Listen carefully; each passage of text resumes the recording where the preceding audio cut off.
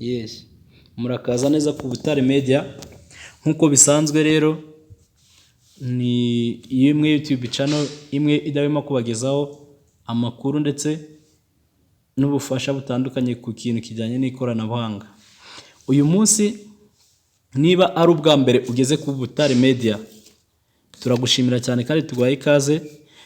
Icyo tugusaba ni ugukanda like kuri iyi video uri kureba, ugakanda subscribe, then ugakanda aho ngaho kunzogera kugira ngo utazajya ucikwa na buri video yose dushizeho cyangwa se ngucikwe na buri makuru yose tugushiriyeho. Ubutare Media ni YouTube channel, tugira ibiganiro, tugira comedy, tugira amasomo menshi agiye atandukanye, dushiraho music, dushiraho film, tena tugashiraho iki kiganiro mukurikirana ari cyo cy'ikoranabuhanga Byoroshye.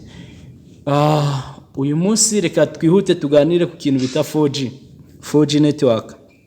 Nkuko wabibonye kuri title y'iki kiganiro, wabonye ko tugiye kureba uburyo ki wamenya ko sim card yawe ukoresha ari 4G, cyangwa se ukanamenya ko telefone yawe ishobora kwakira sim card ya 4G. Ngo bikorwa bite? Twihuse rero tutabatindiye, uraza usliding telefone yawe, nurangiza ukande ahangaha kuri phone call, ukande uze uraza kuri telefone yawe ukande akanyenyeri hamwe nyine uca ugiye guhamagara bisanzwe, akanyenyeri 4 wongereho ukande 5 ukande 6. Numara ukanda 4 5 6 wongereho akandi kanyenyeri ukande 1. Numara ukanda 1 ushireho dièse urwego. Iyi code urimo ubona nigiye kukwereka amakuru yose akenewe. Numara gukanda akanyenyeri 4 5 6 akanyenyeri 1 urwego, uraza uhamagare, umere nk'uhamagara bisanzwe kumwuhamagara. Urahita ubona iyi message ivuga ngo sim card yawe ntabwo ari 4G, ariko telefone ni 4G. Mu cyongereza, you don't have a 4G sim card but your phone can use 4G. Ubwo bivuze ko telefone yanjye ishobora gukoresha 4G, nshizemo sim card ya 4G yayikoresha, ariko sim card yanjye ntabwo ari 4G. Reka turebe muri message inama batugira yo umaze gusanga sim card yawe atari 4G, uburyo ki wabona sim card ya 4G bitakugoye, bikoroheye, bitaguhombeje, utanahinduye nimero. Uburyo ki sim card yanjye nayigira 4G byoroshye cyane. Urasohoka handi wari uri kuri call, duse n'abasohoka, uze hano muri message, uze muri message.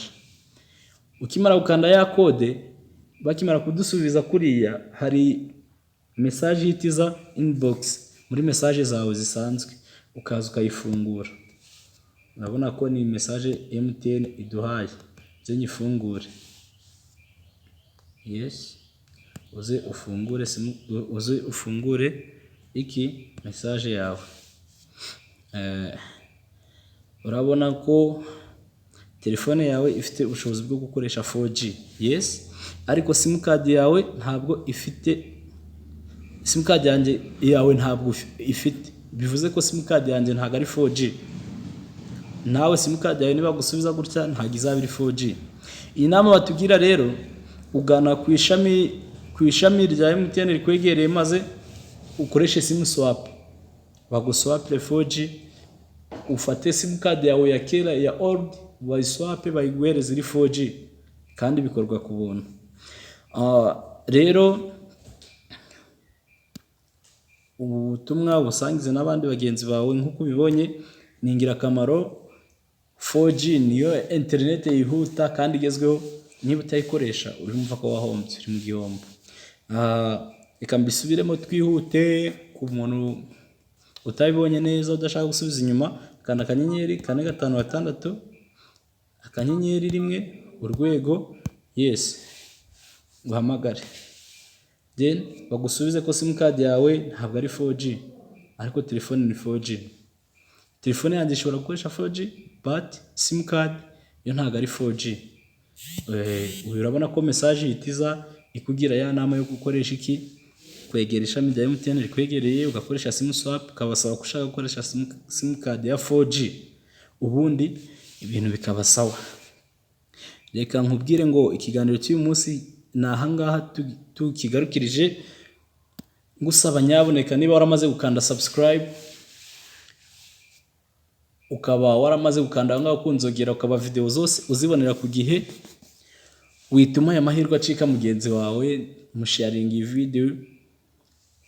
video, then nawe sharing bagenzi be, dusharingane ibitekerezo ku kintu cy'ikoranabuhanga, tujye tubyungurana bitatugoye, kandi tujye tuba smart, tujye tuba smart. Abantu bose usanga ari smart, nk'aka gakode ubukazi, akandi ubukazi, bya bindi byo kumbwira ngo kugiye ku mukozi runaka ngo agufashe gushiramo WhatsApp, ngo ugiye ku mukozi runaka ngo agufashe gushira ngo gufungura email, cyangwa se ngo ugiye ku mukozi runaka ngo agufashe ikindi kintu runaka, biriya bintu ntabwo aba ari byiza. Ndagira ngo twibutse mwese ko ukeneye kuduha inyunganizi cyangwa ikindi gitekerezo, cyangwa se nawe hari ikindi kintu ushaka gusharinga abantu muri rusange, waca inbox kuri nimero uri bubone, urajya kuri YouTube ujya about, urabona email dukoresha, ubona nimero ya telefone, cyangwa se ukandika hasi muri comment, twe tuba tubibona tukagukontaktinga. Murakoze cyane, ciao.